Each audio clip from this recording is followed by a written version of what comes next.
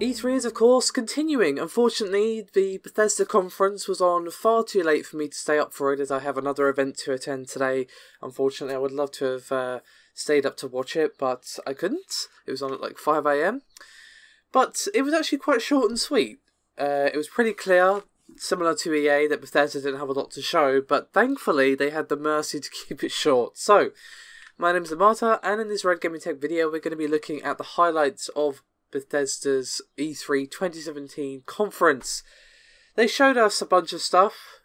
It was fairly light on the fluff, which is good considering how short it was. They showed us a little bit of Doom VR and Fallout 4 VR. Unsurprisingly, the Doom VR is going to be using that sort of teleporting from place to place system. Otherwise, you would probably vomit literally everywhere. Other than that, we didn't really learn a whole bunch.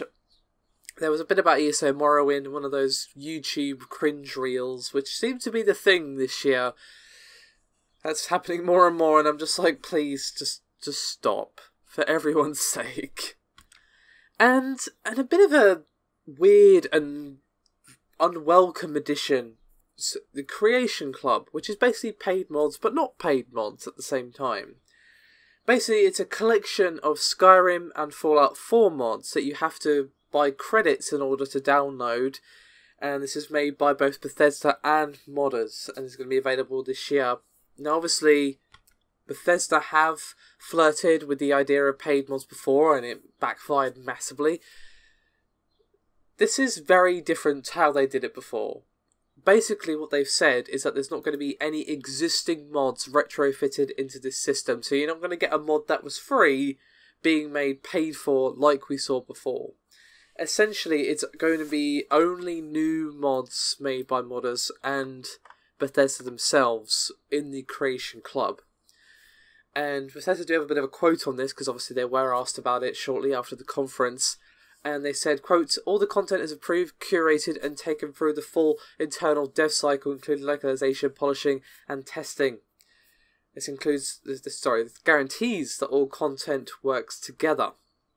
So basically, you're paying for a mod that has been curated and shined up real nice by Bethesda, and you're basically paying for it to 100% work with the other mods that you have. Obviously, mods generally do play well together, but a lot of the time, the reaction between two mods can be a tad explosive to your experience, to say the least. But I'm not keen on this. I'm not keen on it.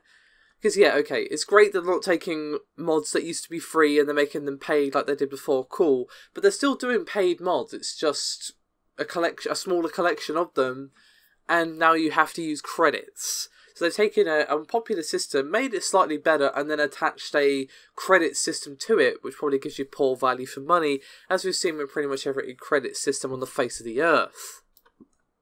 The implications of this are actually quite concerning. You know, it's great that, you know, all the rest of the mods are still going to remain free, and obviously there's going to be new mods made that are outside of the Creation Club, but this is going to split the community for Fallout 4 and Skyrim. The modding community, which is why Skyrim is still played, obviously. One of the reasons, should I say. Because the mods are crazy and add a ton of content. So to split that community into, hey, you have to pay for this, and free, and obviously Bethesda aren't exactly known for not releasing jank as well. They're kind of infamous for having janky releases at times. Obviously Fallout 4 was one of their better releases, but we all know the problems that they've had with pretty much all of their games over the years. The ones that they make, is what I mean, not the ones that they publish. So, yeah, we'll see. But I'm not keen, just from what we've heard. Anyway, this isn't a video about that. I could probably do a whole video on that. But regardless, let's move on, shall we? There's a thing called Heroes of Skyrim, expansion content for Elder Scrolls Legends, Skyrim on the Switch, which we already knew was happening. They showed a little bit of gameplay, some motion controls being implemented into the combat there. What we did get, however, is some new stuff for Dishonored. Not Dishonored 2, or even Dishonored, actually, because it's standalone content called Dishonored Death of the Outsider, and it is standalone starring Dowd, which is pretty cool. the DLC for Dishonored 1, obviously set in that period, was pretty damn awesome. I'm excited to jump back in time, as it were, into the world of Dishonored 1. So yeah, I'm looking forward to that. That's going to be this year. Everything shown is going to be this year, which was pretty nice, because a lot of the other conferences have been like 2018 and late this year and stuff like that. So yeah, well, some of this is undoubtedly late this year. It's still nice to see all of it coming out in this year. They showed a little bit of Quake Champions. They showed that BJ from Wolfenstein is going to be added as like a playable character. A lot of focus on how they're going to be pushing the esports, which could go amazingly or blow up in their face, depending on how they do it. What we did see, however, is The Evil Within 2. No gameplay, all shiny, pre-rendered cutscene, unfortunately. So it's hard to say whether or not it's going to be more of the same. I mean, it looked it just from how it looked, but, you know, when it's a pre-rendered trailer, that literally means nothing. But they saved the best for last, and the best was Wolfenstein 2. We kind of knew this was happening. We saw it teased at last E3 when we saw Wolfenstein listed in that sort of DOSBox starting section, and obviously we saw the mention of Quake and stuff as well. It's called Wolfenstein 2, The New Colossus, and it does actually just straight up continue from the original game. Of course, continuing to play as BJ and fighting against the Nazi regime. Looked like pretty much more of the same, but to be honest, that's not a bad thing. Wolfenstein, the original one, well, I say the original one, there's like a billion games in the Wolfenstein series, but you get what I mean. The modern one, okay, if you want to be pedantic, the modern new one, okay. Anyway, the modern new one is amazing, really, really fun. Some new stuff added in, like you were riding around on one of those robot dog things that the Nazis have, that was pretty cool, but other than that, just a lot of clips of you shooting guys in the face, which, to be fair, is like 60%, not 60%, 90% of Wolfenstein's content. So I'd say it's fairly representative of the final product. So, yeah. All in all, a bit of a mixed bag for Bethesda. It's very, very clear to me that they did not need their own slot. They could have easily shown Evil Within 2 and Wolfenstein 2 and the Dishonored thing in other people's conferences. That's really the only three things that are worthwhile here, at least in my opinion. They could have told us about the Creation Club anytime.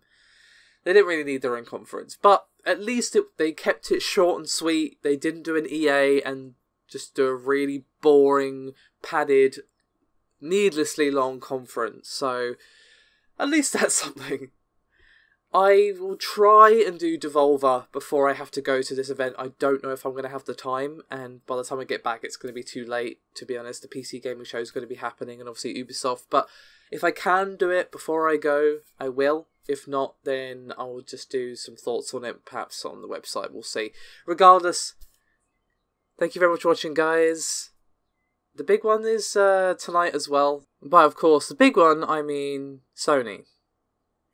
I might stay up for it. I mean, last time their conference was only an hour, so I might just stay up for it. It's not too bad. But regardless, Sony and Ubisoft, and of course the PC gaming show later on today with Nintendo tomorrow, so do keep your eyes peeled here for yet more E3 2017 content. Thank you very much for watching, and I'll see you next time.